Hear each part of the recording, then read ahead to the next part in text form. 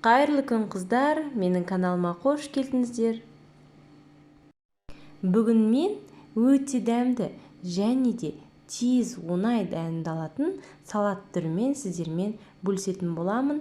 Менімен бірге видеоның соңына шейін бірге болыңыздар. Және де комментарий қалдырып, лайк басып, менің каналыма тіркелуді ұмытпаңыздар. Бізге керек заттар 5 жұмыртқа, 2 қияр және ірімшік, тауықтың еті, кукуруза және де майонез қажет болады. Осы заттардың барлығын ұзынша етіп, мына видеода көріп тұрғандарыңыздай турап аласыздар.